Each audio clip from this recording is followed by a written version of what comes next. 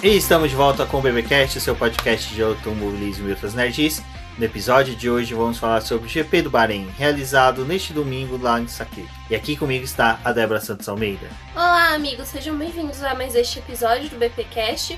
E bom, né, Rubens, eu acho que foi um fim de semana bem interessante. Eu estou muito confiante com a Red Bull. Por favor, não me decepcione este ano, porque eu estou apostando muito em vocês.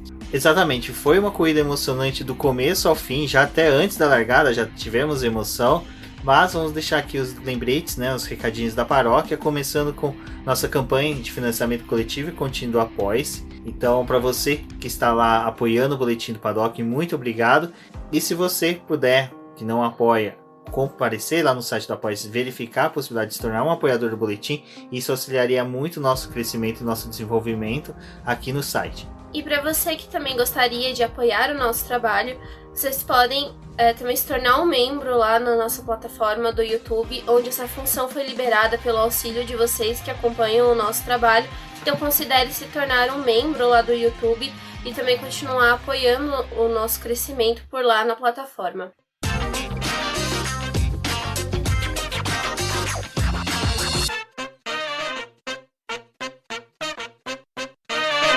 Bom, Débora, a gente teve aí o retorno, né, a Fórmula 1, o retorno do Bahrein, sendo que eles já estavam no Bahrein para fazer a pré-temporada. Foram lá tomar vacina, a segunda dose. Exatamente, foram tomar a segunda dose da vacina. O Toto Wolff não tomou, mas ele já tinha tido Covid, então eles, por motivos de questão de entendimento, que já estaria imunizado. Achei bacana da parte dele, porque pelo menos ele demonstrou um pouco de consciência quanto a isso. Então você, ouvinte, que não está tendo consciência, está ouvindo esse BBcast na rua, passeando, brincando, volta pra casa, miserável. Não fica na rua, não.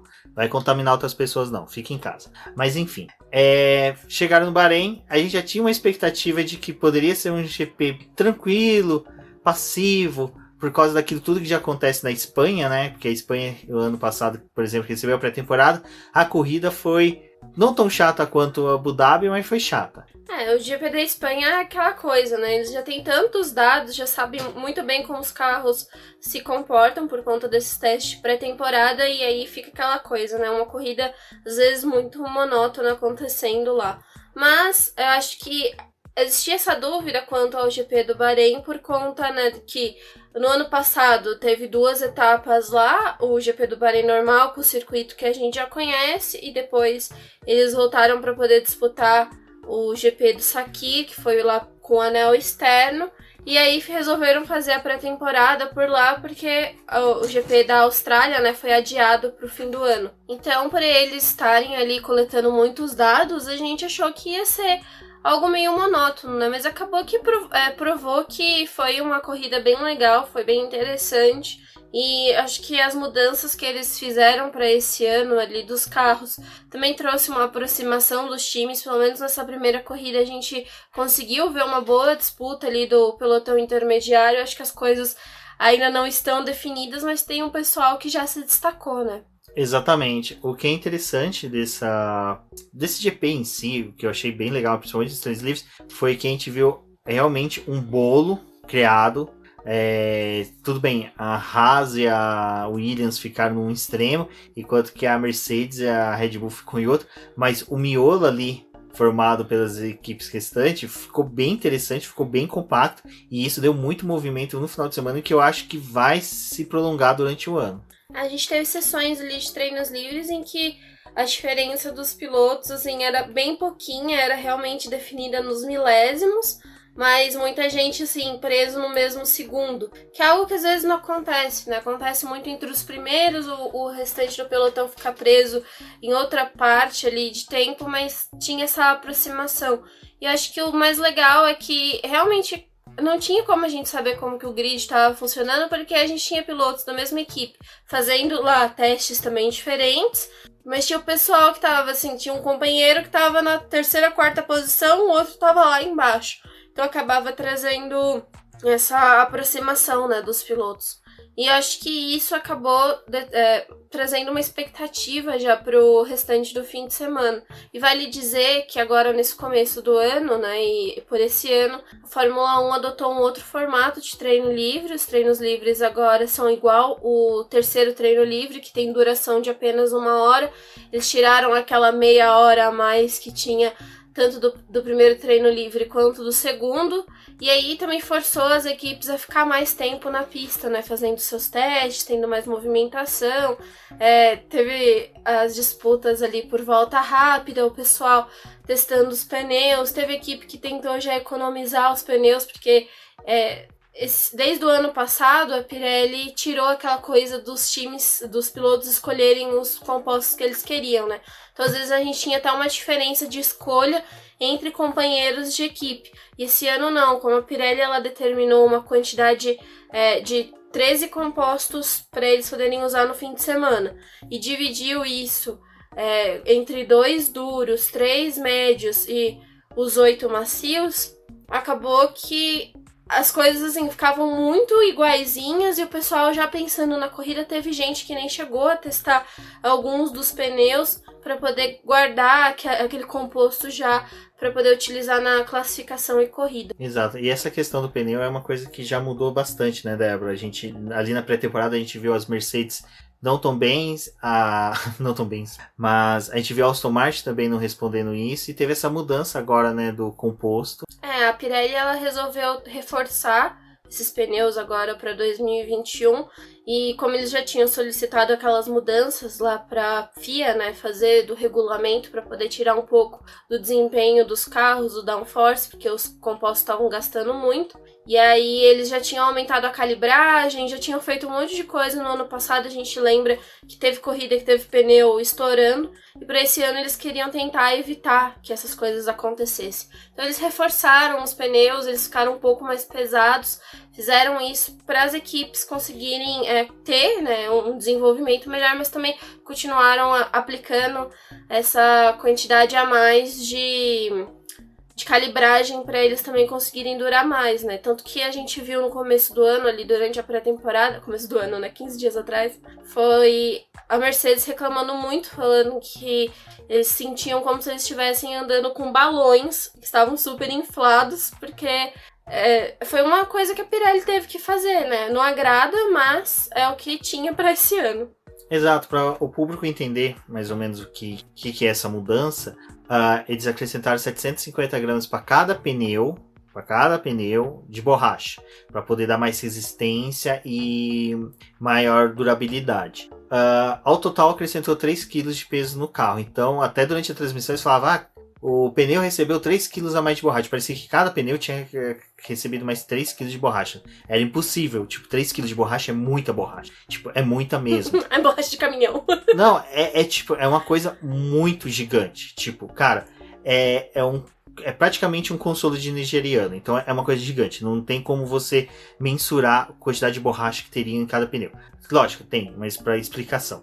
Enfim, esse aumento faz com que os carros realmente eles percam um pouco daquele gingado que eles têm. O carro da Mercedes ele era bem visto por ser um carro que ele era uniforme. Ele tanto nas retas como nas curvas de alta e de baixa ele conseguia um bom desempenho. E aí, além disso, no ano passado a Mercedes também tinha o DAS, que era um sistema para poder mudar o desgaste dos pneus que eles acionavam, para poder fazer, né, com que a banda do pneu também consumisse de outra forma. Mas esse ano a FIA tirou isso, né, deles, e eles não tem mais como lidar com esse tipo de sistema. Exato, então você tem esses condicionantes que para o carro da Mercedes é ruim, mas só que quando você pega também o que está acontecendo com a Aston Martin, que é o mesmo sofrimento que ela está tendo, se dá por causa desse novo composto de pneus que não está casando com a suspensão, que a gente tem que lembrar que a suspensão e os pneus trabalham juntos, não só literalmente pois são conectados,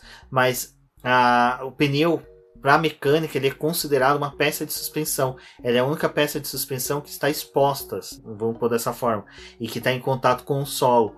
Então, a mudança que teve modificou tudo isso. Então, levou a suspensão da Mercedes a sofrer, e ela está sendo muito exigida. E Então os pilotos têm que reduzir, mudar a forma de pilotagem nas curvas. Então você imagina, eles vinham no crescimento desse desenvolvimento, chega no ano passado, eles chegam no seu ápice, porque a gente teve o W11 como o melhor carro que a Mercedes tinha fabricado, desculpa, e de repente do nada você tem mudanças do regulamento que alteram o design desse carro, mas só que você tem um plus, você tem a mudança da Pirelli. Então, o ruim é, você mudar a aerodinâmica de um carro, beleza, você consegue fazer essas alterações no túnel de vento, você consegue fazer com os simuladores, mas a questão do pneu é o que tá pegando também, porque o pneu você não tem como mudar no túnel de vento, você não sabe mensurar isso dentro do túnel de vento. Então a Mercedes foi pega desprevenida. E é lógico, eu acredito piamente que eles têm capacidade, eles têm know-how para poder modificar, melhorar o carro. Nem tanto que o Lewis Hamilton venceu, né? Mas eu acho que uma coisa que é importante falar disso é do sistema de tokens. Tipo, a gente sabe que não vai ter grandes mudanças tanto no carro da Mercedes quanto da Aston Martin. Porque assim, no ano passado, quando eles sabiam que esse ano eles iam ter que utilizar o mesmo carro, e tinha toda a questão de o quanto que as equipes vão gastar, quem é que vai poder gastar mais, quem vai gastar menos, quem é que tá sofrendo no campeonato, eles decidiram que parte do carro ia ser levado para 2021. Então em 2020 a gente viu assim, durante o ano, teve vários meses em que a FIA foi determinando assim, olha, agora a gente vai ter a homologação de tal peça, agora a gente vai ter a homologação de tal peça. E as equipes correndo com as atualizações dos carros, já planejando para os carros de 2021. Então essas peças homologadas, elas tinham que ser feitas, porque depois da homologação, as equipes não iam poder mais mexer nelas. Para poder mexer em algumas, era necessário utilizar o sistema de token. A FIA determinou que cada equipe teria 2 tokens para poder utilizar no desenvolvimento do carro de 2021. E aí, eles fizeram uma lista do que correspondia a cada um desses tokens. Então, tem peças que você poderia mexer, que você gastaria 1 token. Tinha outras peças que determinavam os 2 tokens. E aí, a gente tem com um token que era o DRS, a embreagem, os freios, o sistema hidráulico, que era algo que você poderia gastar só 1 token para poder fazer esse desenvolvimento dessa peça. Já relacionado aos 2 tokens, era a estrutura de impacto, a célula de sobrevivência, a caixa de câmbio, o eixo de transmissão, suspensão dianteira e traseira, os aros das rodas e componentes eletrônicos. O que aconteceu? Quando eles determinaram isso, a Mercedes falou, olha, ok, a gente vai conseguir desenvolver nosso carro. O James Allison foi lá, estudou o carro, fez as mudanças que tinha para poder adequar o carro de 2021, fez aquela mudança lá do assoalho, aquelas coisas para poder reduzir o downforce. Qual que foi a outra mecânica? Foi eles trazerem mais velocidade para o carro, tentar recuperar. Então, a Mercedes utilizou esses tokens dela para poder tentar recuperar um pouco da velocidade e tentar tornar o carro mais rápido. Mas eles não mexeram na suspensão porque a suspensão estava ok. Tanto que a Aston Martin, em 2020, né, que teve toda aquela polêmica dela ser um carro copiado da Mercedes, a Aston Martin, né, a Racing Point, ela já usava peças da Mercedes. Além do motor, ela utiliza o câmbio e outros componentes da parte traseira do carro. E eles utilizaram em 2020 a suspensão de 2019 da Mercedes. E aí em 2021 eles ganharam assim um plus, que foi pegar a suspensão da Mercedes de 2020 e colocar no carro de 2021. Então para eles estava tudo certo, né? Era uma questão de só uma atualização. Nosso carro foi muito bem no ano passado, a gente não vai ter problema.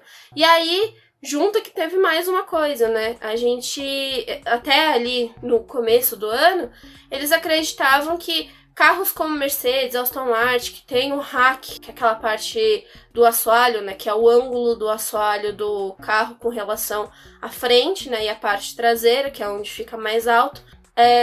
Ficou aquela coisa, né? Acho que a Red Bull vai sofrer um pouco mais com essas mudanças aerodinâmicas que ela vai ter, porque o rack deles é alto. E a Mercedes não, ela vai ter uma vantagem porque o rack dela é mais baixo. E aí não aconteceu isso. Quando eles foram pra pista, provou que o carro da Mercedes estava mais desestabilizado e que a Red Bull conseguiu trabalhar dentro das atualizações dela o melhor possível para poder fazer com que o carro não ficasse bambo. Tanto que a gente tá vendo a Mercedes perder muito a traseira, né? Tanto durante os testes de pré-temporada, quanto nesse fim de semana que eles foram correr de novo no Bahrein. E aí, isso tudo, né, tá gerando aquela coisa, né? Ai, mas a Mercedes, ela, pra ter um carro agora, ela tem que mostrar, trazer, mudar o que foi feito. Cara, eles não vão ter como mudar, porque, tipo assim, os tokens eram justamente pra isso. Tipo, você desenvolveu o teu carro e não deu certo, você não vai ter como voltar à atualização, porque já foi feito. Você não pode. Você já deu aquele upgrade no carro, você não pode voltar. Essas peças têm que se manter igual, né? Não pode ficar fazendo essas trocas. E como eles não tinham desenvolvido, então também não vai ter o que fazer. E aí o Otmar, né, no fim de semana, durante o GP, ele queria questionar a FIA, né? Que, olha, o carro da Aston Martin tá muito ruim, a gente tá tendo esse problema, mas foi por causa das normas que vocês implementaram, vocês e a Pirelli. Mas assim, eu acho que isso não vai dar em nada, porque essa desvantagem que esses times estão tendo já era algo que, assim, poderia acontecer, tanto com o Red Bull, tanto com a Mercedes e com a Aston Martin, sabe? Talvez a FIA não fez de caso pensado, mas uma das coisas que esse regulamento de 2021 previa era tentar já trazer uma aproximação do grid, porque em 2022 a gente vai ter carros que novamente vão ter a questão de reduzir o downforce para poder ter a aproximação deles, para poder ter uma disputa. Sobre isso, a minha opinião é que eu concordo em partes com o Otmar. Eu acho que tem que ser debatido isso, porque a regulamentação dos tokens se dá para atualizações que a FIA imprimiu sobre o regulamento de 2020 para 2021. Então, a questão da Pirelli ter introduzido esses pneus era um fator que não estava previsto dentro dessa discussão, sabe? Não estava, foi algo que a Pirelli trouxe, mas, tipo, mudou o cenário.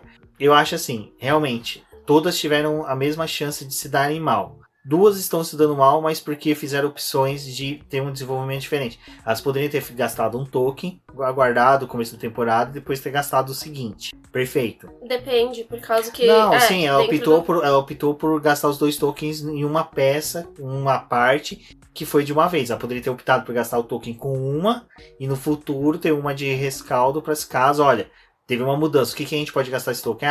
Esse token pode ser usado na asa dianteira, por exemplo, hipoteticamente, ou um ajuste fino em alguma coisa, alguma peça, badboards lá, qualquer coisa que pudesse solucionar, atualizar isso. Já o pneu Pirelli, ele já veio fora disso.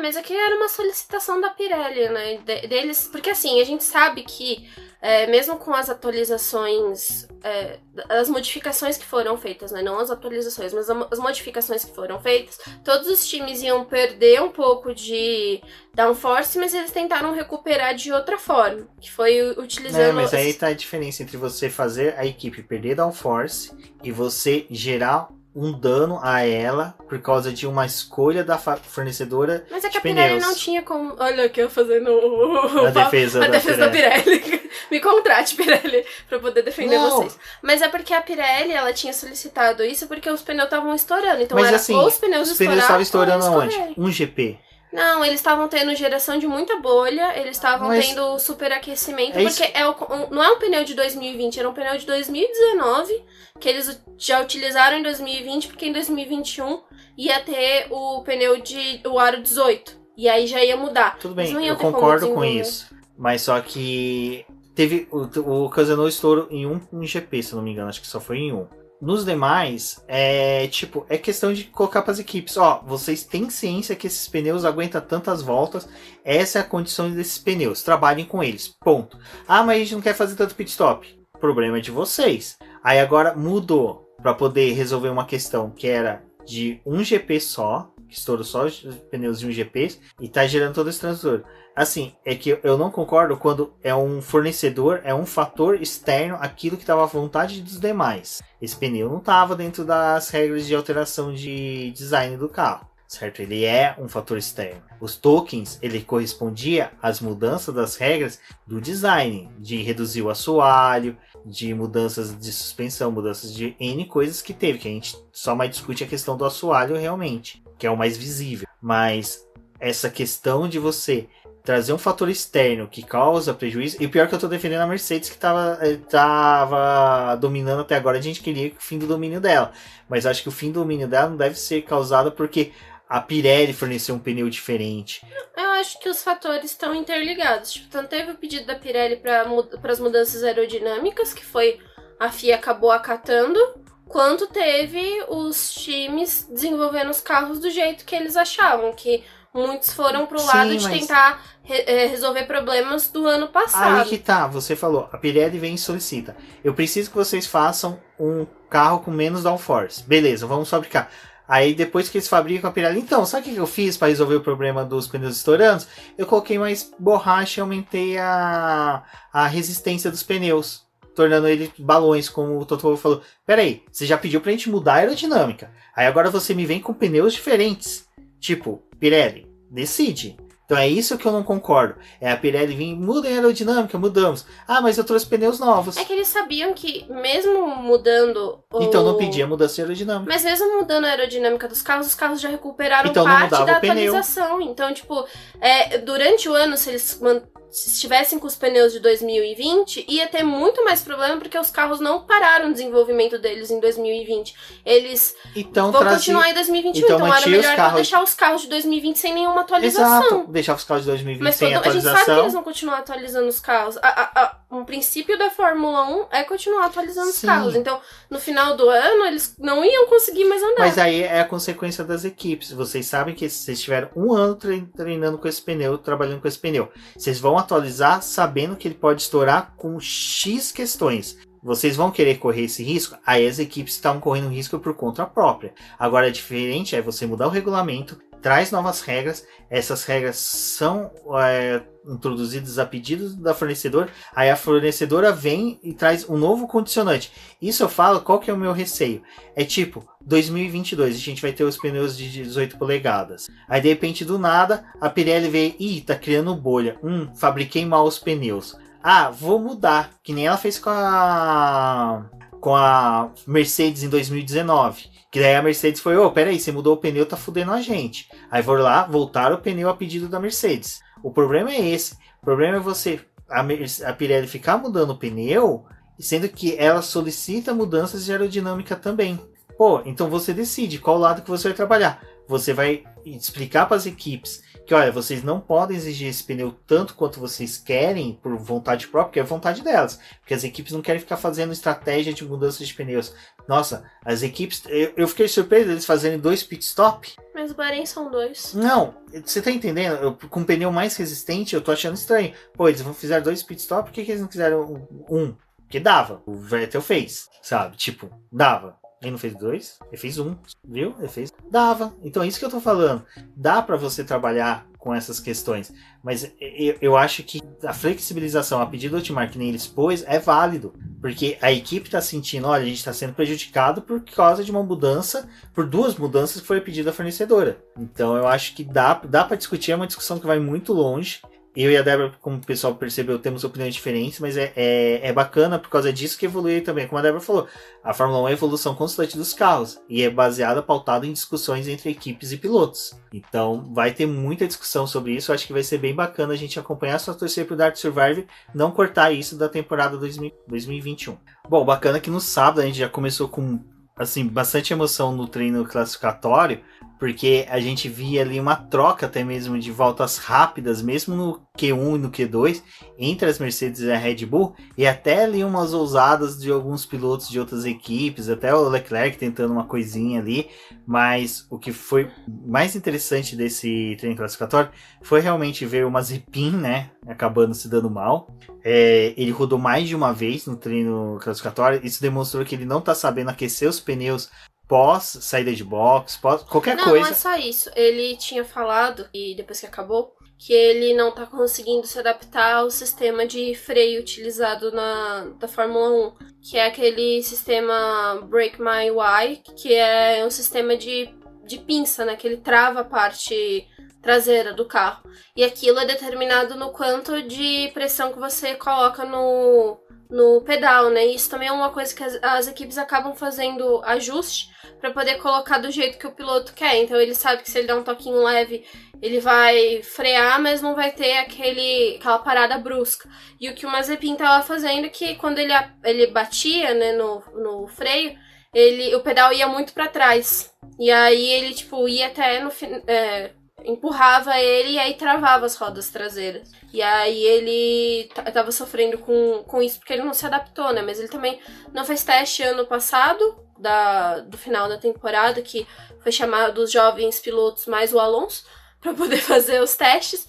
E depois a gente teve, né, os outros pilotos ali da Fórmula 2, que foi o Mick Schumacher e o Tsunoda, e os pilotos reserva ali da Ferrari, né, o piloto de teste, o Callum Ilott e o Robert Schwartzman, que ainda tá na Fórmula 2, também fazendo testes privados, né, ele não fez isso, não foi convidado por outras equipes, então ele não está tão acostumado com essas coisas dos carros, da Fórmula 1, né. Exatamente, então, não tá acostumado é uma coisa meio, sei lá, eu acho meio ruim para um piloto que tá se alinhando no grid e que a gente sabe que vai partir do fim do grid na maioria das corridas e não vai ter freio. Ou seja, não vai saber domar freio. Então vai ser surpreendente o que ele vai poder fazer esse ano. Contudo, a rodada final dele, né, no treino classificatório, que foi ruim, foi o prejuízo que ele gerou a outros pilotos. E aí é uma questão que é muito delicada de se julgar. Eu entendo que a punição do Vettel foi justa, porque realmente tinha como ele observar as bandeiras amarelas. Mas mesmo assim, cara, é muito ruim pro piloto que tá abrindo a volta rápida, tem um cronômetro muito fechado, sabe? Você não tem chance de voltar pro pit stop, trocar de pneu, fazer mais uma volta rápida. Você realmente tem que decidir. Ou eu ouso e faço a minha volta rápida mesmo, sem cagar literalmente para a bandeira amarela, vendo que eu já passei pelo piloto, então não tenho o menor risco de sofrer um acidente. Ou eu vou reduzir e vou ficar no Q1 mesmo. Acho que a parte ruim ali disso também foi que o Mazepin, ele saiu cortando todo mundo, né? Eles estavam respeitando a fila que saíram ali dos box e o Mazepin veio tentando cortar todo mundo, né? Que é o acordo de cavalheiros que tem. Então, ele já cometeu um erro de pegar e atravessar todo mundo para poder ter alguma vantagem, né? E a vantagem dele nem foi vantagem, porque ele acabou rodando na frente de todo mundo. E eles estavam saindo já naquela janela apertada, em que o pessoal acaba dando já uma volta bem mais devagar, para poder abrir a última volta, então ele conseguiu prejudicar todo mundo, né? E aí depois, no final das contas, ele falou, mas eu não sabia que tinha esse acordo. Cara, você não faz isso na Fórmula 2, tipo, da onde você tá vindo? Não, e isso é até uma coisa de briefing, né? Normalmente esses combinados é feito no briefing, então no briefing você participa e o pessoal fala, o que vocês querem discutir hoje?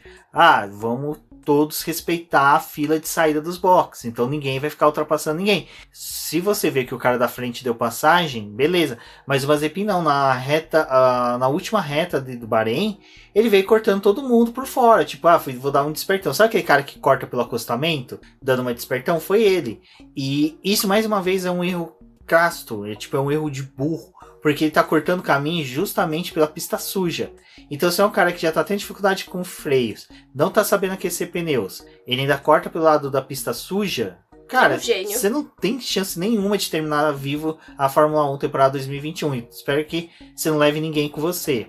Então é bem complicado essas escolhas que o Mazepin tá fazendo em pista. Então quando a gente critica ele, não é só a questão lá do que aconteceu no Bahrein com aquela menina. É também essas burradas que ele comete de julgamento. E aí terminando só pra falar um negócio, é interessante uma coisa que a Mariana Becker trouxe durante a transmissão, que falou que o Mazepin é um cara que não tem interesse em questão de treino, de desenvolvimento do carro, que ele só quer ir correr, sabe? Então é uma coisa assim que a gente vai ver que isso vai prejudicar e muito a carreira dele dentro da Fórmula 1, e o ruim é o quanto que isso pode prejudicar os demais pilotos que estão do lado dele. Um deles é o Mick Schumacher, que ano que vem talvez seja companheiro dele, vai ser o único cara que vai desenvolver carro, porque o piloto que não gosta de desenvolver carro não dá feedback bom. Então ele não vai saber falar para a equipe, o carro tá ruim, o carro tá bom, o carro tá saindo de traseira, tá saindo de dianteira. É um cara que só quer sentar e acelerar.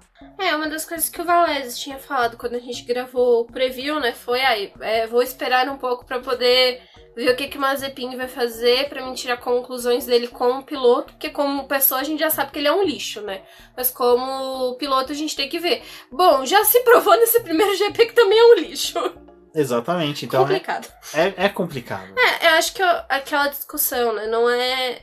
A gente já tem tantos pilotos pagantes no grid, mas aí fica aquela diferença entre o piloto pagante e o piloto mimado, né? O piloto pagante é um Latifi e um Stroll que pelo menos estão tentando melhorar, que estão buscando ser um piloto melhor, né? Almejam um lugar melhor na Fórmula 1, ter um desempenho para poder ajudar a equipe. E aí a gente tem o Mazepin, que é um piloto pagante também, mas infelizmente é um mimado, né? Que já tá com a equipe ali dada pra ele, tá ali, não liga, tanto que durante antes da preparação ali pra corrida, né? O pessoal, a gente vê, tipo, o Gasly, ele para na frente do carro, e acho que ele faz tipo uma oração, pede acho que, proteção pra corrida. Tem os pilotos que ficam com música pra poder não ficar pegando coisa que o pessoal tá falando em volta do carro. Tem outros que ficam sentados quietinho e falaram, né, que o Mazepin ficou zanzando lá antes da corrida. E aí perguntaram pra ele, né, mas e aí, você tá... Como é que você tá? A primeira largada? Ah, tô tranquilo, né? Tão tranquilo que não terminou nem a corrida, né? Como o Rubens falou, Pietro Fittipaldi e Mick Schumacher tem muito mais volta no Bahrein do que o Mazepin. Exato, então o Pietro já tem vantagens que o Mazepin não tem dentro da equipe. Torcer para também o Pietro ter mais voltas em Abu Dhabi do que o Mazepin. Eu acho que uma das coisas também que é legal de falar dessa classificação foi o desempenho da Ferrari. Pra mim era um time que eu ainda tava com aquela coisa, né, de será que tá bem, não sei o quê, porque eu tinha um pouco de dúvidas quanto ao desenvolvimento da Ferrari. Também foi um time que acabou utilizando os tokens dela ali para poder desenvolver muito da parte traseira do carro. Então, tinha aquela coisa, né? Será que deu certo? Parece que funcionou, porque o GP do Bahrein do ano passado foi terrível para eles, foi uma das pistas que eles sofreram demais, as 3 retas, era muito difícil deles se manterem na pista.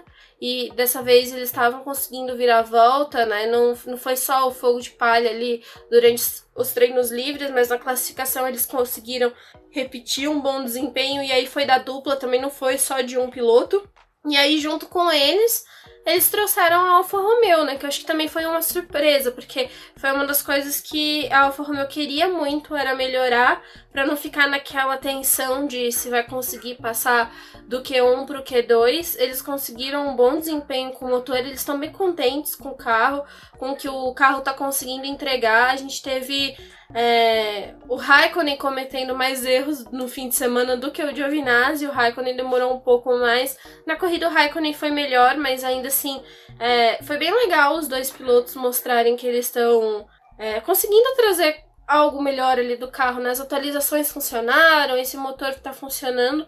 Então acho que é um time que, assim, apesar de talvez não sair da 8ª posição do campeonato de construtores, porque eu acho que vai ser muito difícil para eles fazer algo muito grande, ainda assim para eles é bom, né? Parece que eles vão ter chance de conquistar pontos nesse ano, talvez até muito mais do que eles estavam conseguindo ano passado, porque nessa corrida eles terminaram em 11º e 12º, e eles andaram um tempo ali na 10ª posição, né, na zona de pontuação, acabaram sendo surpreendidos, né, pela AlphaTauri, mas ainda assim acho que já é um começo animador. E eles falaram que o que é mais importante para eles é o ajuste fino do carro. Eles precisam continuar trabalhando nisso para poder conseguir a melhor performance dele. Bom, o resumo de tudo, principalmente da classificação, é que se deu um grid de largado bem interessante. Tendo Max Verstappen na ponta, seguido pelo Lewis Hamilton e pelo Valtteri Bottas, mas com Charles Leclerc, né, ali na 4ª colocação, mostrou que ou o motor adulterado voltou, ou a Ferrari conseguiu acertar esse motor. Eu acho que ali na classificação que a gente viu a diferença do Verstappen pro Hamilton foi bem legal, né? Porque é aquela coisa, né? Tinha atenção se na classificação o Verstappen ia conseguir realmente ter um bom desempenho ou não. E a gente teve, acho que a surpresa do motor Honda, que tá indo bem, apesar do Pérez não ter conseguido se classificar tão bem. É uma equipe e um motor que eu acho que vai dar um gás ali pra essa corrida, né, por esse ano, porque a diferença que eles tinham era muito grande, e talvez agora eles tenham conseguido se aproximar, né, tanto pelos problemas da Mercedes quanto pelo desenvolvimento da Red Bull, mas a Ferrari com esse motor aí, que a gente não sabe se é adulterado ou não, tá mandando muito bem, né. E esse andar muito bem dela a gente viu durante a corrida, mas vamos voltar ali só para o momento da largada, em que a gente já teve uma surpresa, né? O Sérgio Pérez ficando ali na última reta antes do início da curva 0, da curva 1, tanto faz, curva 0 na verdade. o carro dele simplesmente desligou, parou, deu pane ali, teve que resetar o volante. Para. Exato, a sorte dele é que o motor não morreu, né? Que se tivesse morrido, aí sim ele teria problemas, porque não teria como dar partida. Então ele conseguiu voltar para os boxes, acabou não parando nos boxes, que eu achei surpreendente. Porque ele poderia ter parado para alguma verificação, mas a equipe preferiu que ele seguisse para a largada. Acho que uma coisa que é interessante de falar é que antes da corrida começar, a Red Bull teve que mexer no carro do Pérez, então o carro dele estava desmontado antes do início, eles tiveram que trocar a central eletrônica porque ela tinha apresentado um problema e eles trocaram a bateria do carro. Não gerou punição pro Pérez, mas foi uma das coisas que já demonstrava que a Red Bull estava sabendo que tinha algum problema no carro. Exato, então essa questão foi ainda piorando, porque depois da largada a gente viu o Verstappen falando, né, que estava tendo problemas no carro, estava sentindo alguns problemas no carro, a equipe dos mecânicos não conseguiam identificar praticamente o que se tratava, né, desse problema que ele tinha. Nesse começo já falei assim, nossa, cagou a corrida do Verstappen toda, tudo que ele fez no fim de semana tá lascado. O Brasil tá lascado. Pra mim já tava sendo um reflexo do que foi o GP da Áustria do ano passado, né? Parece que a Red Bull, todo primeiro GP, o carro tem que dar algum pane, tem que dar alguma falha. Então, já começou a ter aquela sensação, mas a primeira volta, tirando a saída do Mazepin e tendo até a entrada ali do safety car, foi tranquila. Não foi uma coisa assim que teve muitos toques, batidas, o que foi bom até pro decorrência da corrida. Eu acho que a única coisa que acabou assustando um pouco da batida do Mazepin foi porque ainda a gente tá com essa imagem muito viva, né, do acidente do Grosjean. E foi o outra Haas, né, de novo, que bateu já no começo da corrida. Depois a gente teve o Mick Schumacher também rodando, perdendo o carro. Então acho que só foi a imagem em si que assustou, mas depois foi tranquilo, né? Liberaram a pista muito rápido, estavam trabalhando muito bem. E a corrida logo retomou, né? E aí fica aquela coisa, né? Ficou aquela tensão de se o Verstappen ia conseguir garantir mais uma vez a ponta, né? E a questão era também essa da disputa entre o Max e o Lewis Hamilton, né? Porque também o Max deu uma estilingada já na largada, né? Ele já conseguiu, após a relargada com o safety car, ele conseguiu abrir uma distância boa pro Lewis Hamilton. E aí a gente começava a torcer realmente para que o embate fosse ou em decorrência de estratégias, o que aconteceu, ou realmente que o Max Verstappen viesse a enfrentar problemas, mas que não perdesse um rendimento suficiente para ter que parar. Mas a corrida ali dos dois foi bem legal, porque começou a ter aquela disputa de voltas rápidas, mas também a questão de consistência de volta, que é uma coisa interessante. Porque às vezes você está acompanhando a corrida, você vê assim que os pilotos demoram para dar umas voltas rápidas, mas é porque eles estão trabalhando a questão do consumo dos pneus combustível e do combustível, né? Então, assim, começou a ser uma briga de gigantes, porque eles começaram a disputar exatamente isso, e é aí pra Fórmula 1 é interessante que você começa a ver que até essa questão do psicológico começa a trabalhar, porque você não sabe o quanto que o outro piloto tá blefando de que o carro tá realmente somente naquela consistência porque não tem velocidade, ou porque ele tá economizando equipamento. E aí foi aonde que Lewis Hamilton mostrou mais uma vez que ele é um monstro da Fórmula 1, e o Verstappen mais uma vez mostrou porque ele é um futuro monstro da Fórmula 1, porque ele soube, né, dosar também na liderança, não abrir muito, trabalhar o consumo dos pneus e de combustível do carro. Também teve a questão ali da tão famosa curva 4, que tá trazendo o debate do que aconteceu, né, durante o fim de semana. Ela se tornou um limite de pista para os pilotos não obterem ganho. Então foi determinado que durante a classificação eles não poderiam ter uma volta que eles tivessem um ganho ali com aquela curva 4, tanto que a gente viu o Bottas, né, extravasando o limite de pista e tendo volta deletada, tanto que foi uma das coisas que levou o Bottas a gastar mais um jogo de pneu que não ia ser necessário, ia poder talvez ajudar ele durante a corrida, mas ele se deu mal por conta disso. E aí a gente teve, né, essa coisa dessa curva 4, porque antes da corrida foi conversado com eles que era praticamente a mesma regra da classificação. Você poderia usar, quer dizer, na classificação não poderia, né, mas durante a corrida você poderia... Só explicar isso. No quali e nos treinos livres, você não poderia ultrapassar a curva 4 de jeito nenhum.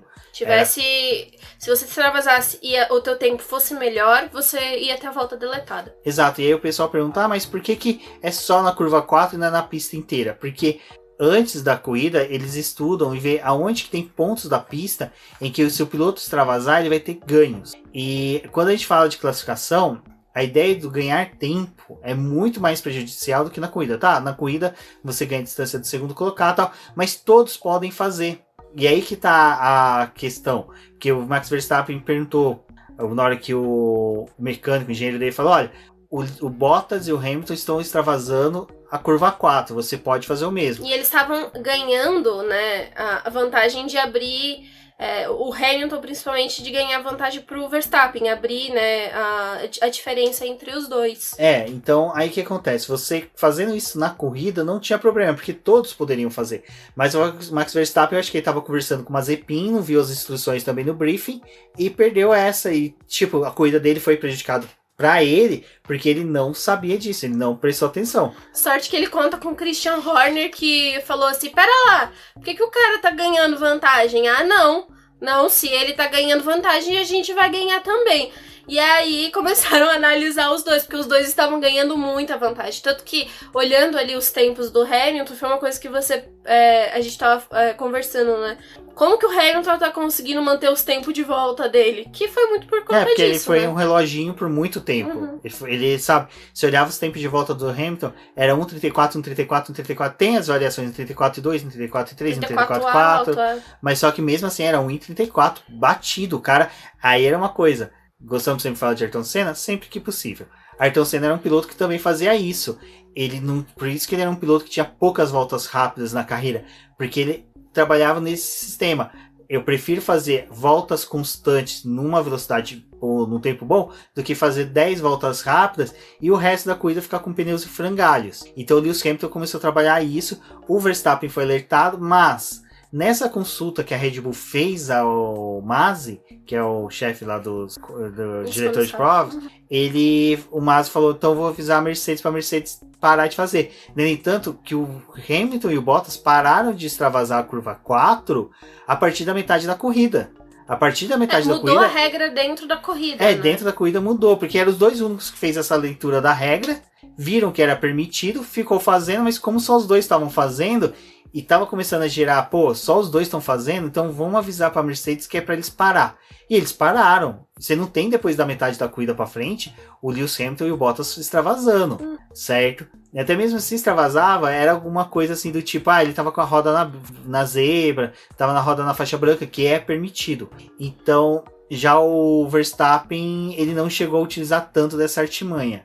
E agora, qual que foi a discussão? Por que o Verstappen saiu em determinado ponto da corrida, voltou para a pista e teve que devolver a posição e o Hamilton e o Bottas não sofreu nenhuma penalidade? O Masi falou que se tivesse alguma ultrapassagem que fosse utilizado ali e o piloto... É que assim, era resumido não em ultrapassagem, mas era resumido em ganho permanente. Então o que o Verstappen fez foi um ganho permanente. Ele ultrapassou o Hamilton ali, teve um ganho permanente porque ele conseguiu fazer a ultrapassagem, ganhou a posição e ele ia se manter nela. Então foi por isso que eles falaram, você vai ter que devolver. E aí, como já tinha sido conversado antes e durante a corrida teve a mudança, mas enfim, poderia gerar ao Max uma punição mais dura do que os 5 segundos se ele terminasse na frente, né? Porque já era algo que estava sendo abordado, falando, se você passar, você vai ter um ganho, você não pode. Então, também tem as regras escritas, mas tem as regras que são determinadas faladas, né? E os pilotos também têm que seguir.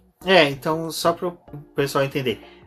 No artigo 27.3, se eu não me engano, das regras da FIA, questão de pista, está prevista que se você extravasar o limite de pista e ter um ganho duradouro, você tem que devolver a posição. Então, ou você vai ter a volta deletada, tudo. O que é um ganho duradouro? Ganho duradouro aconteceu com o Max Verstappen. Você extravasar o limite de pista, fazendo uma ultrapassagem, porque justamente a ultrapassagem dele sobre o Hamilton foi extravasando o limite de pista, e depois ter o ganho, né? Ganhar a corrida. É um ganho duradouro, ele ganhou os 25 pontos, vai durar a temporada inteira. É diferente do que aconteceu com o Hamilton e o Bottas durante a corrida inteira, porque até aquele momento onde teve a discussão se era válido ou não, eles estavam ganhando um tempo que sim, estava sendo diluído por toda a corrida. Depois, quando o Masi pediu para a Mercedes para eles pararem, eles pararam. Então ali o erro, se a gente for parar para pensar, é do Masi, em que deixa muita coisa aberta, muita ponta solta, mas a regra, cara, ganho duradouro. Qual que seria outro ganho duradouro? O ganho duradouro seria esse nem o Bottas colocou pneus novos na última volta para fazer uma volta rápida. Se nessa volta rápida ele tivesse extravasado o limite de pista, ou se lá no começo da corrida ele tivesse extravasado o limite de pista na curva 4, ganhado a volta rápida, essa volta rápida perpetuado a corrida inteira e ele ganhasse o ponto. Isso é um ganho duradouro, porque esse ponto é durar durante a temporada inteira. A gente já viu que um ponto decide campeonato. Então essa que é a questão.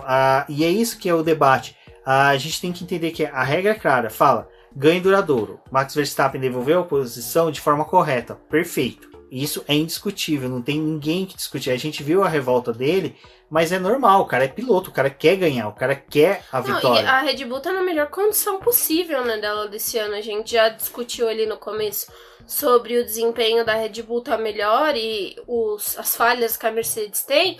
Eles querem levar o campeonato de construtores, não é levar o campeonato de pilotos. Eles estão determinados a levar o construtor. Então, para eles, era interessante sim que o Max tivesse ganhado, né? 25 pontos faz diferença. Exato. Então, a gente tem toda essa questão da discussão de regras. É que regras é complicado porque, realmente, se a gente parar para pensar, as regras são feitas por... Até o Reginaldo Leme ficava brincando, e eu discordo isso totalmente dele, falando que as regras da Fórmula 1, regras de automobilismo, são feitas por advogados, se fosse por jornalistas seriam bem mais caras. Na maioria das vezes nem são advogados que fazem. Na maioria das vezes são pessoas que são instruídas, são técnicos, que entendem. Eu acho que só o texto final que às vezes fica por advogados, mas é a mesma coisa. Se colocasse jornalistas para fazer, ia gerar o mesmo debate também. Acredite. Porque a convenção coletiva, por exemplo, sindicatos de jornalistas são feitos por jornalistas e geram debates também. Mas eu acho que o briefing é um momento exato em que os pilotos têm dúvida e tiram. O Max Verstappen está no Fórmula 1 desde o que? 2015, na verdade. Ele está na Fórmula 1. Então, desde 2015, ele sabe, ele tem conhecimento do que pode e do que não pode. Ele já extravasou uma curva e perdeu o pódio. Quem não se lembra do GP dos Estados Unidos, salvo engano, de 2018, em que ele ultrapassou o Kimi Raikkonen por fora e perdeu um pódio. Então, a questão é também não só extravasar o limite de pista, é ter feito a ultrapassagem, concluído a ultrapassagem. Teria sido diferente se ele tivesse ultrapassado o Lewis Hamilton na reta e ter feito a curva 4 por fora extravasando. Ele já tinha ultrapassado o Lewis Hamilton. Então, seria outra discussão também, mas eu acho que são situações diferentes. Eu acho que sobre isso o debate é muito interessante. Acho que vale um dia a gente abrir uma live para debater com os ouvintes do BP o que eles acham disso. A gente tem que lembrar também, né, que as regras do regulamento dos carros, uma das questões que está gerando aquela tensão para 2022 é que eles queriam fazer as regras para o carro mais redondo possível, para as equipes não fazerem leituras diferentes das regras e ter um ganho muito alto de vantagem, né, entre um carro e outro, porque eles querem realmente aproximar o grid. E a gente vai ter isso assim sempre. Quando você tem uma regra, cada time vai fazer a sua interpretação.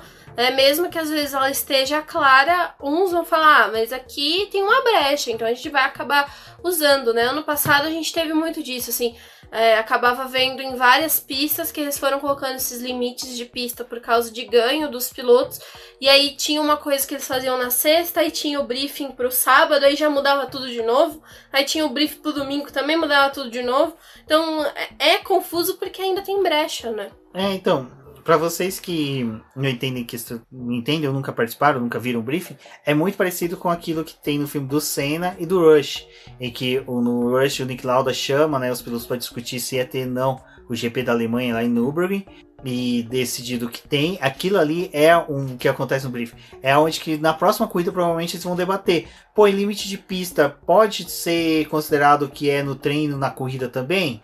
Isso é bem capaz que aconteça no próximo briefing, então vocês vão ver algum post relacionado a isso. E também no filme do Senna tem aquela hora em que o Nelson Piquet, no GP do Japão de 1990, pergunta, né, se ali naquela chicane pode cortar ou não, porque o Senna foi prejudicado por causa disso em 89. Então, isso é o briefing. O briefing serve para isso, para os pilotos que leem uma regra, chegam numa pista, vê que aquela regra vai ter algum conflito com o entendimento dele, ele utiliza do briefing para consultar os diretores, a equipe técnica da Fórmula 1, e saber a opinião dos outros pilotos. Às vezes o cara fala, pô, eu acho que nesse setor aqui, vamos supor, dá em Imola.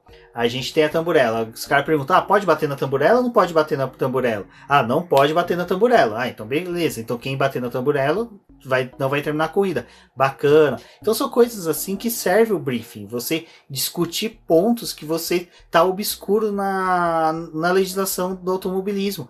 Na Stock Car desse jeito, na Fórmula Truck E se a gente parar pra pensar, a Fórmula 1 tem 70 anos. São 70 anos de evolução de regras. Mas só que a gente tem que lembrar que toda vez que evolui uma regra de segurança de pista, onde você troca grama brita por asfalto com tinta que é altamente abrasiva por ranhura, você tem uma nova interpretação das regras. Então isso vai ser sempre debatido, vai ser sempre discutido. Bom, sobre isso é engraçado que a gente já pulou pro final da corrida, mas no meio da corrida também teve muita movimentação, né, Débora? Principalmente no miolo ali da Fórmula 1, que ficou realmente compactado. Red Bull e Mercedes na frente, Haas e Williams no fundo. Fazendo um sanduíche. Um sanduíche, né, praticamente. E no meio de uma xixa ali, todas as equipes até as Alfa Romeos. Alfa Tauris e Alfa Romeos, né? As duas brigaram bastante nessa corrida. Eu acho que foi uma corrida bem legal, assim, muita disputa realmente. Não só elas, né? A gente teve naquele começo ali da corrida e que também foi se perpetuando pro restante. Foi a briga da Ferrari com a McLaren, que parece que vai ser também algo que vai chamar a atenção durante o ano, porque a gente já imaginava que a McLaren talvez ia conseguir se consolidar na terceira posição dos construtores, mas aí surgiu a Ferrari, que pelo menos parece estar ali numa condição de um quarto, quinto lugar, né?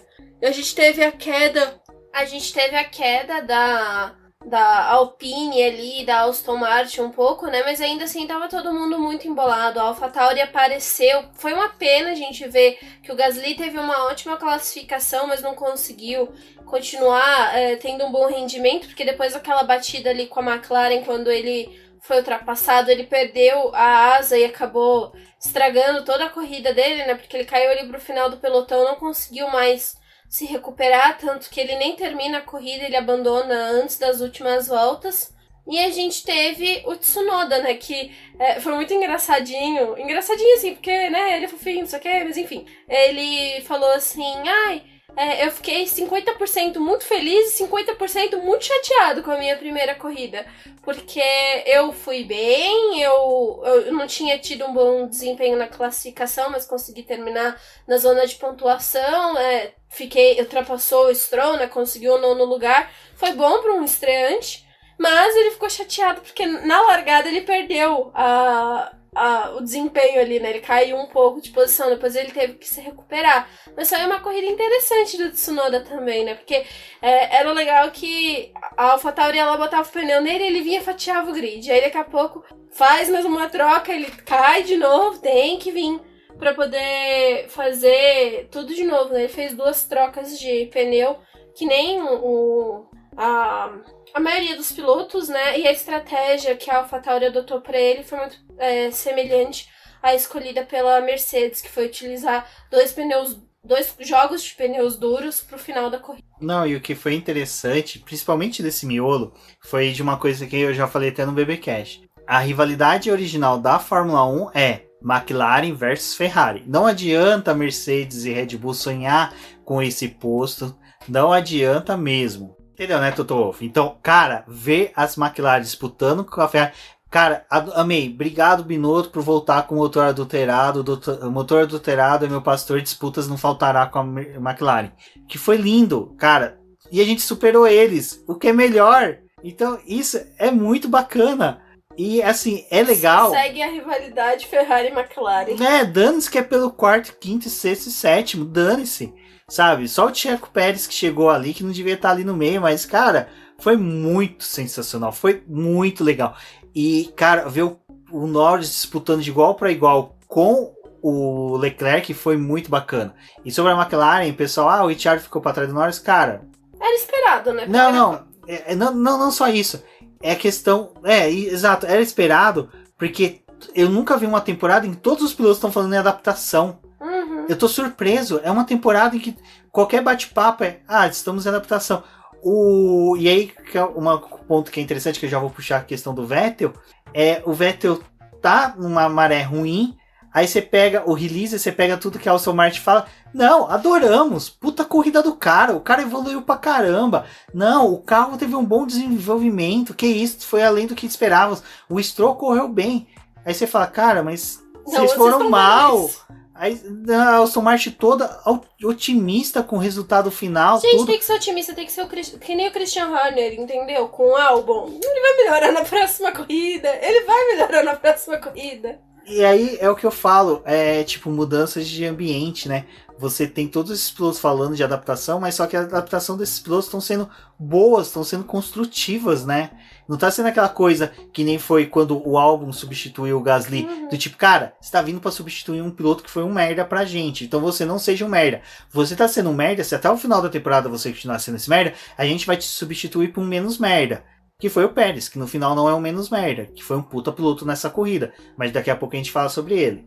Eu acho que isso foi muito legal, mas assim, pra mim, a disputa que eu vi, que eu queria ver, e que era aquilo ali mesmo, que me deixou feliz, entendeu? Que já alimentou ali minhas esperanças. Te remeteu à sua infância? Remeteu à minha infância ali, dos 12 anos, entendeu? Aquilo ali foi maravilhoso. Que foi ver a Alonso e Vettel brigando. A disputa dos idosos, entendeu? Dos jovens pilotos ali do pelotão.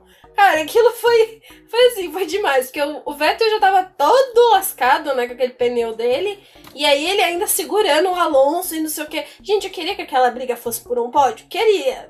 Infelizmente, a Alpine só compareceu na corrida naquele episódio, né? Ela não foi pro GP, ela só fez aquilo ali. Depois, jovem Alonso precisou descansar, assim como o Ocon. Então, aquilo ali acabou consumindo muito do Alonso, né? Não deu pra ele fazer mais. Mas eu acho que foi a melhor parte que teve. Ai, aquilo ali é briga, gente. Aquilo ali é bom. Não, a disputa entre o Vettel e o Alonso foi sensacional. E é isso que eu sempre falei. Eu não me importo de quem tá ganhando. Eu quero ver disputa em pista. Pode ser o Lewis Hamilton, pode ser o Vettel, pode ser o Leclerc, pode ser o Tsunoda. Não, Tsunoda não. Se for o Tsunoda, eu vou estar prestando atenção no Tsunoda. Mas pode ser... Cara, eu quero ver disputa na pista. E a gente teve isso. Aí vem o Reginaldo Leme. Ai, o que torna a asa móvel artificial. Cara, Fórmula 1 sempre teve alguma artimanha para ter ultrapassagem. Ou você faz chicane de pneus, ou você faz uma pista travada. Cara, tem um fator externo. Não, tirando pista, só tem um jeito de não ter ultrapassagem que não seja por meios artificiais. É você correr em pista de estrada de terra que vaca fez. Porque daí foi o animalzinho que fez, não foi nenhum humano. Quando tem uma chicane, é algo artificial.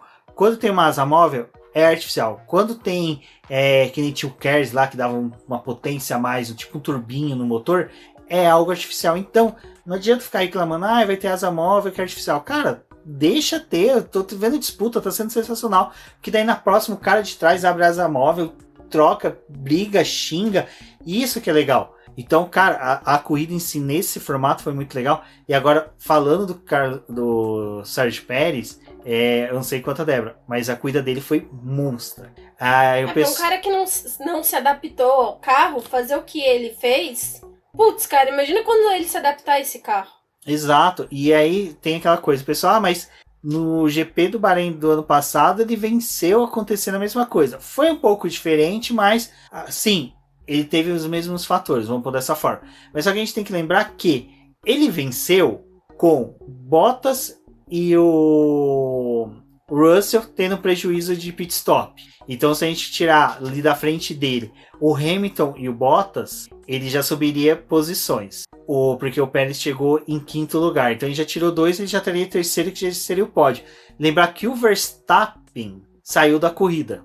Então, ele já estaria em segundo. O único cara que estaria na frente dele é o Norris. Então, se a gente for pôr nessa balança e querer tirar algumas coisas para comparar com o GP do Bahrein, ele tecnicamente chegou em segundo, eliminando os pilotos que foram eliminados da frente dele por algum fator. Então a corrida dele foi maiúscula. Ele só realmente ficou atrás do Norris, que, porra, a McLaren tá bem afinada com o motor Mercedes, sabe? Não é à toa que tá em P3 do campeonato de construtores, sabe? Colocou 2 pilotos no Q3, coisa que só ela, e salvo engano foi só ela, a Mercedes e a Ferrari que colocaram. Então assim, tá um carro bem equilibrado. Então o que o Pérez fez, cara, foi grande, foi muito bom. E é isso que o Christian Horner quer, disputar pelo título de construtores. Ele sabe que o Pérez tem cacife, tem carro para ficar à frente do Bottas. Era uma coisa que eu já tinha falado ali numa das lives que a gente fez, acho que foi na semana passada, é que o Bottas não, né? Mas o Pérez, o interessante dele é que ele, acho que diferente do Bottas, né? Quando pega uma corrida de recuperação, às vezes não se recupera, fica ali no final do grid, não sei o que, não consegue. O Pérez não, tipo, eles conseguiram estabelecer uma estratégia pra ele.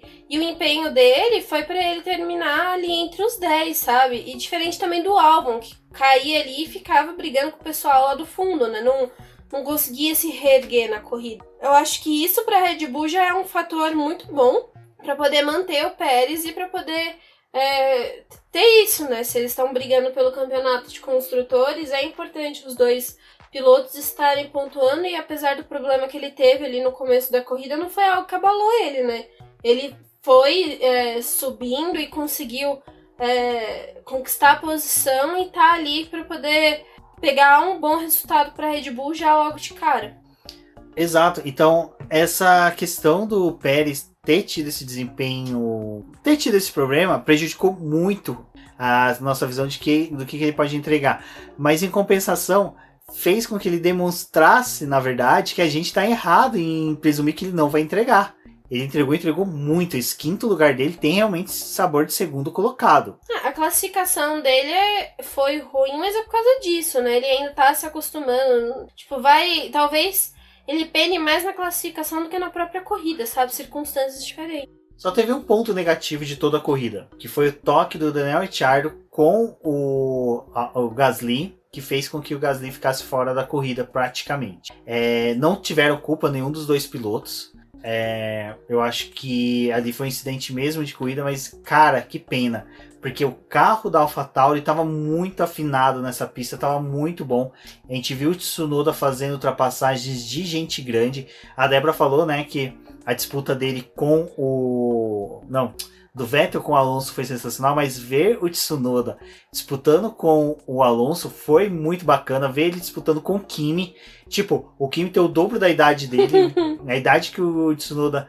Quando o Tsunoda nasceu, o Kimi já estava há 1 ano na Fórmula 1. Então, cara, foi sensacional. Foi uma coisa de vibrar muito mesmo. Eu tô gostando muito de ver o Tsunoda e eu gosto das declarações dele, sabe? Ele é um piloto que demonstra ter uma cabeça tão boa e, cara, assim, durante os treinos livres, que foi uma coisa que até o Del Valle falou lá no podcast F1, né, no Roda com Roda, na live que ele fez no YouTube, ele falou assim, no treino livre o Tsunoda lá xingando e falando, tipo, tá me atrapalhando aqui na pista, sabe? Aquilo é muito legal, sabe? Porque ele já entrou na categoria e já tá realmente, tipo, tentando mostrar que ele é bom, tentando trazer os melhores resultados. Eu acho que vai ser, assim, uma dupla muito boa, porque uma das coisas que eu fiquei feliz, assim, que a gente viu a AlphaTauri crescendo tanto em classificação, tipo, com um ritmo bom pra poder ir pra um Q3, que era algo que ano passado eles penavam muito, depois do meio do ano começou a melhorar, mas esse ano parece que eles, assim, quando o Tsunoda pegar a mão do carro mesmo pra classificação, vai ser, tipo, uma dupla muito boa. E o que eu também fiquei feliz foi, mesmo o Gasly tendo uma corrida ruim, o Tsunoda foi pra zona de pontuação, né? Então talvez, assim, nem sempre a gente vai conseguir ter os dois carros pontuando das equipes, até porque esse grid tá muito apertado, a gente já falou sobre isso, mas é importante, sabe? A gente vê eles tendo um bom resultado, conseguindo entregar as coisas, sabe? Então isso acaba animando muito. Exato, e foi uma puta corrida da AlphaTauri, foi muito bacana. Esse motor Honda realmente tá evoluído, tá muito bom. Eu não consigo falar se ainda o motor da Honda é tão superior da Mercedes, por causa que a gente não sabe a situação ainda dos motores Mercedes, por causa da Mercedes em si, da equipe, mas se a gente for colocar a equipe cliente dela, a McLaren entregou, né? Conseguiu entregar até mais que a AlphaTauri, que é cliente, vamos pôr dessa forma, do motor Honda. Então, cara, foi uma corrida sensacional. Espero sim que o Gasly esteja nas próximas disputas e vai dar um enriquecimento maior ali naquele miolo que a gente tá falando que tá tendo disputas. Como o Pérez também vai dar um enriquecimento na ponta lá, disputando com o próprio Hamilton, Verstappen, Bottas, que é o que a gente fala. Às vezes a gente sabe que um piloto ele não consegue ganhar corrida, mas ele pode atrapalhar os outros a progredir na pista depois que faz um pit stop. Você imagina o Pérez tendo o Hamilton atrás depois de um pit stop. Cara, ele não vai abrir tão fácil pro Lewis Hamilton, principalmente com a disputa de títulos de construtores. Então, é isso que a gente espera quando o Gasly, a gente fala, pô, seria interessante ele ali, porque ele vê um Bottas vindo, ele vê um Verstappen vindo de uma recuperação de pista, ele vai querer disputar a posição com ele de qualquer forma, não vai abrir. O cara tá recuperando corrida. Então é nisso que a gente torce realmente para que esses pilotos não quebrem, permaneçam na corrida, consigam voltar. E eu acho que é isso. Eu acho que do Gasly foi o mesmo ponto negativo. Teve a rodada ali do Vettel com o Ocon, que realmente foi um incidente de corrida, mas realmente o Vettel teve o erro dele, ele freou muito em cima do Ocon. No primeiro momento eu pensei que o Ocon tinha errado o ponto de freada, mas depois revendo eu vi que o Vettel cometeu essa cagada. Eu acho que não é justo. 5 pontos, né? O Vettel tomou 5 pontos na superlicença, só no GP. Só nesse GP, então aquela torcida que a gente tinha do Mazepin ser substituído, eu acho que vai ser o Vettel que vai ser substituído no final aí. Bom, poderiam chamar um piloto brasileiro aí pra substituir ele, quem sabe. Acho que uma das coisas também que falta falar foi a Alpine apareceu nesse GP, porque, assim, o rendimento deles durante treino livre, classificação, muito ruim, muito problemático. A gente teve o Alonso até conseguindo avançar, mas depois, assim, a corrida deles foi muito caótica. O avanço do Alonso é fator Alonso, ponto. Isso é indiscutível. É o que a gente falava nas lives, quando a gente comentava da McLaren da época do Alonso, que o Alonso entregava muito mais do que o carro da McLaren era. Hoje, por exemplo, o Alonso conseguiu entregar muito mais do que o carro da Alpine entrega. Esse carro da Alpine realmente é um carro de transição. Eu acho que eles estão fazendo muito mais estudos, entendendo o que é que vai ser feito em 2022. Porque é a única justificativa que tem para esse carro ser esse monstro, esse demônio da Tasmania que circula ali na Fórmula 1. Então eu acho que da Alpine a gente não pode esperar muito esse ano. Então é uma pena ver o Alonso sofrendo, não sofrendo, vocês entenderam, de não conseguir disputar posições mais avançadas no grid. E para finalizar, a gente tem que falar, né, da disputa entre o Max Verstappen e o Lewis Hamilton, que foi uma das maiores disputas que eu vi nos últimos anos. Acho que, cara, valeu os apelos do Lewis Hamilton, que queria ter disputa na pista, que queria ter embates, porque, olha, foi muito bacana ver ali a disputa final entre eles. E não só a disputa final, a disputa entre rádios, né, deles falando, pô, eu quero trocar pneu, não vamos trocar agora, meu pneu tá bom, Bono, fica quieto que eu quero correr sozinho. Não, pra mim, assim, foi uma grande disputa, foi algo muito legal, a gente ganha muito com esses dois, né, brigando, porque a gente já tem o Hamilton, que é um piloto muito consolidado e uma equipe muito, acho que, cerebral, né, ali, além da gente ver a disputa deles na pista, o interessante foi a gente ver a disputa deles pelos pneus, assim, tipo, pra mim, é uma das coisas que eu acho muito legal, porque a gente já falou em posts ali no BP, já falou em lives, que os pneus é algo que acaba sendo o fator que determina muita coisa nas corridas, né? Então, ser usado em estratégia foi algo que a gente gosta de ver, assim. A gente viu a Mercedes partindo para uma estratégia com 2 pneus duros, né, 2 conjuntos de pneus duros para fazer o final da prova, e o Verstappen, ele, diferente ali do que o Vettel fez, que foi uma parada só, a Red Bull parou ele, colocou outro conjunto de médio novo,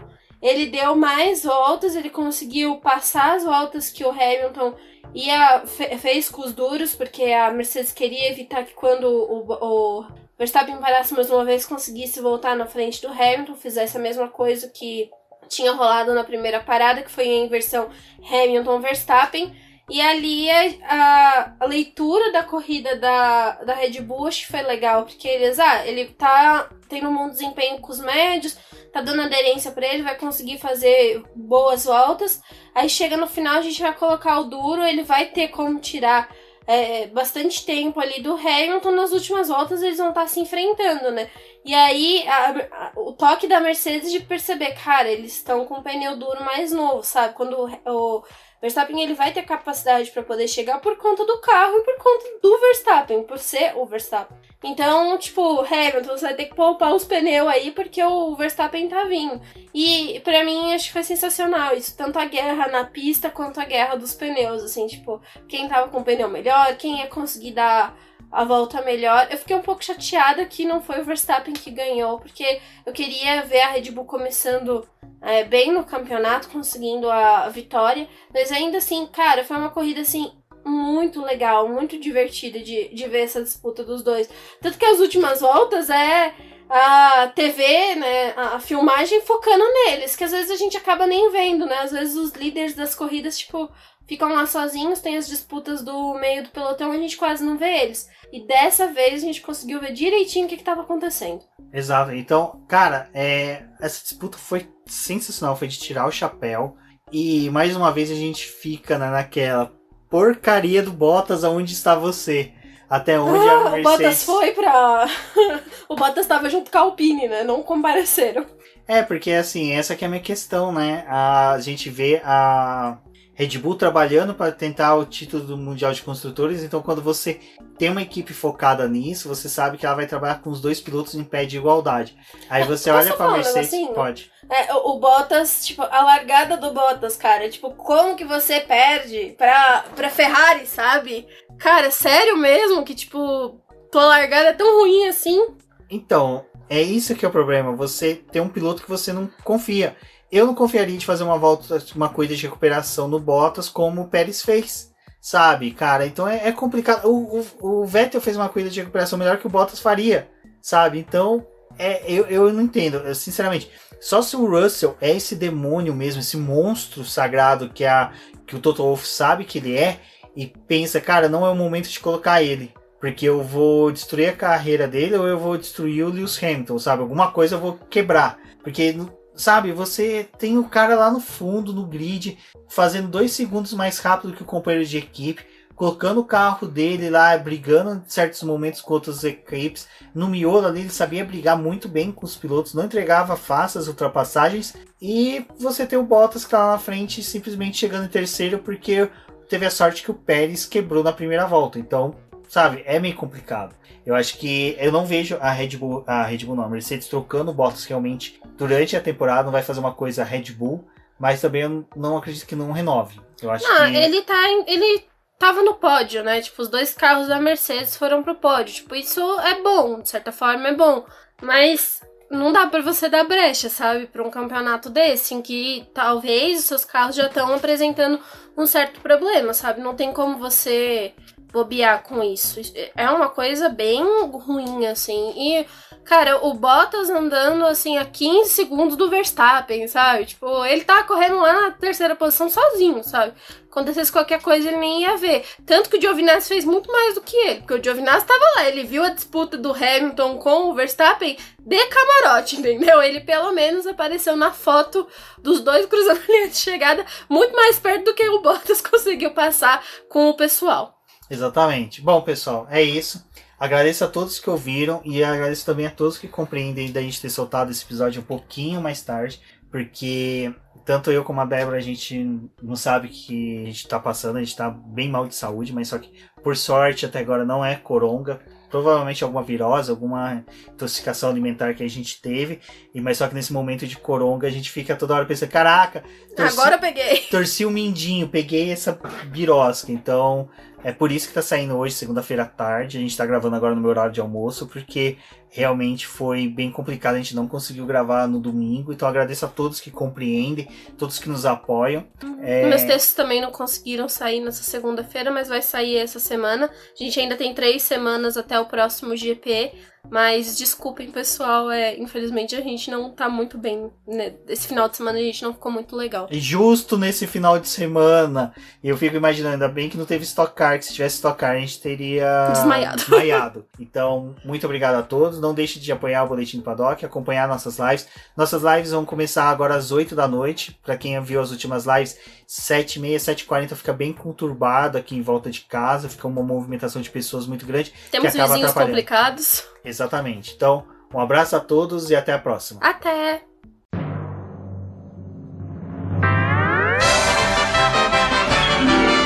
E agora vamos agradecer nossos apoiadores, aqueles que auxiliam o Boletim do Paddock através do financiamento coletivo e contínuo do Apoies. E são eles: Ricardo Bannerman, Maia Barbosa, Eliezer Teixeira, Luiz Fex, Arthur Felipe, Rafael Celone, Will Mesquita, Antônio Santos, Rogério Furano, Helena Lisboa, Cássio Machado, Carlos Del Valle, Bruno Vale, Eric Nemes, Bruno Shinozaki, Alberto Xavier, Will Bueno, Ricardo Silva, Beto Corrêa, Fabrício Cavalcante, Arthur Apóstolo, Sérgio Milano, Melquiades Veloso, Micael Souza, Ezequiel Bale, Silney Messi, Rafael Arílio, Rafael Carvalho, Fábio Ramiro, Lauro Vizentim, Maria Ângela, Thaís Costa, Rafael Catelã, Jane Casalec, Carlos Eduardo Valese, Tadeu Alves, Paula Barbosa, Ale Ranieri, Leandro Nogueira, Bianca Mês, André Brolo, Bruno Lima, Ivan Grego, Maicon Tavares, Thalita Santos, Diego Machado, Gabriel Sawaf, João Guilherme, João Rai e Gustavo Frigoto. Muito obrigado a todos aqueles que apoiam o Boletim do Paddock e auxiliam no nosso desenvolvimento e crescimento. E se você quer